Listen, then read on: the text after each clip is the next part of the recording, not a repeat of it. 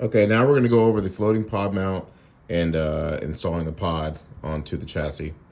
So you're going to want to take your 5 millimeter flathead screws, your floating pod mount. There's two pieces. One has bigger holes than the other one. The one with the bigger holes goes on top of the chassis, and the other one goes on top like so.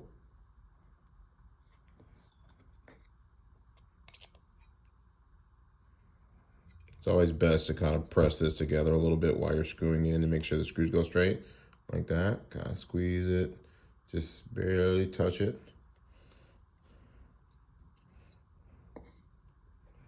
Same thing to the other side.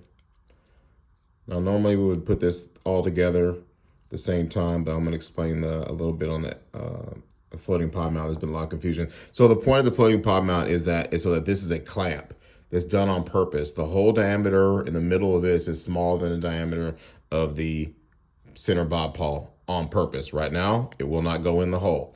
This is done because as this wears out, you want to be able to adjust it, and you can actually use it for a tuning function as well. So right now, as you see, it doesn't go in. Not supposed to. We're going to back out, and before I actually back out, make sure that they're even. Touch. Right. There's about even. We're going to back up a quarter turn on both.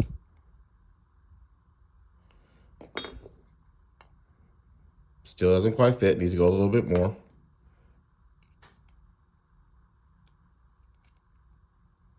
Okay. Now at this point, it is loose right here, and it's supposed to be a little loose. Once you put the ball in there, you get the ball to fit. It tightens the whole thing back up. It's a little bit tight still. We're going to loosen up a little bit more. Usually it's about a quarter to a half turn total. Okay, see it moves still, but still not quite as loose as I want it back, so we're going to keep backing it out.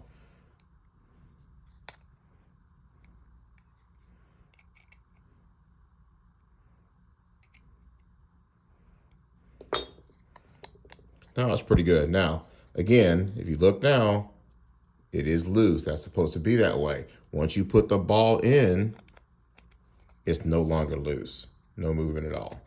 That's how it's supposed to be. This is still a little bit tight, but I'm going to finish this off once I put the pod gates in. We're going to do that right now. The F1 pod gates are now pinned. You can see a little pinhole on there. And then the chassis is also pinned. But before that, this is going to be for a Lexan car, so I'm going to go ahead and put the body mount clips on there using 3 millimeter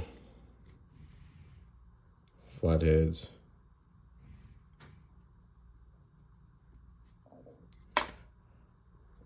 I also like to Loctite these as well. Okay, that's that side. It's going to go, it's this one right there.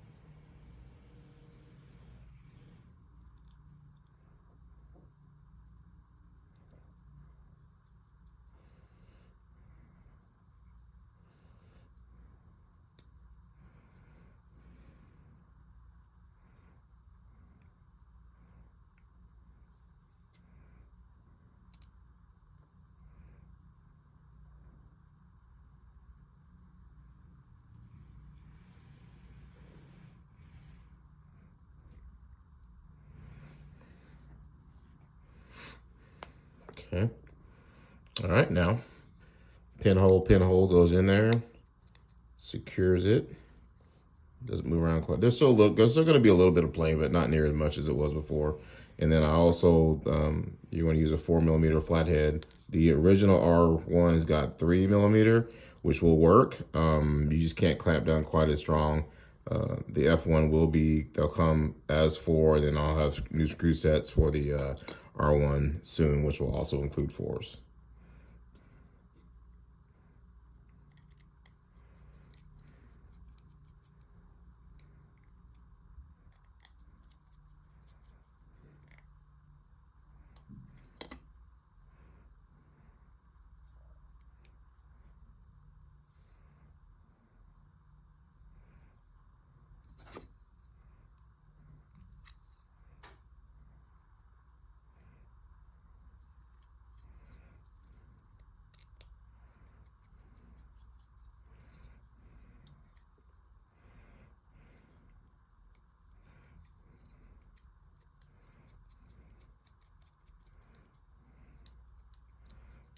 Again, snug up. You don't fully tighten them until you get the pod mount, the pod installed. All right, that's done. It's done. There. This is our shock side damper mount.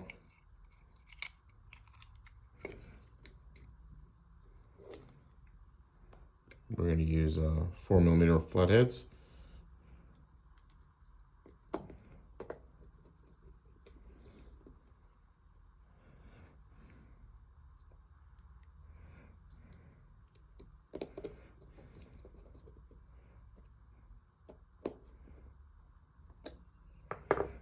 Okay, get a little movement there.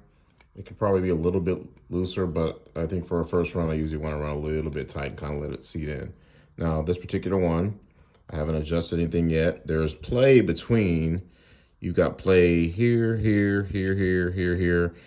So when you go to align this up, you're gonna try to get these first.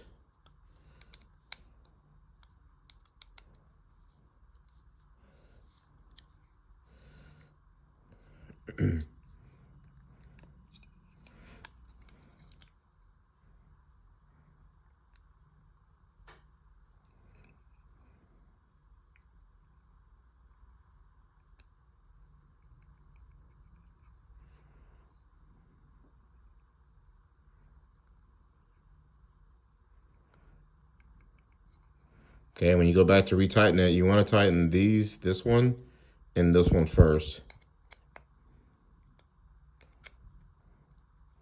Make sure it's still in alignment, which it is. And then you want to tighten your outside too. And there we go. Like I said, I'm going to back the FPM off just a little bit. Now, if you go too far with this, it'll start sliding. You'll have a lot more play. There we go. Also, you want to put a little oil here, here, and here whenever you're assembling this. Usually before you put it in, but for what we're doing here. There you go.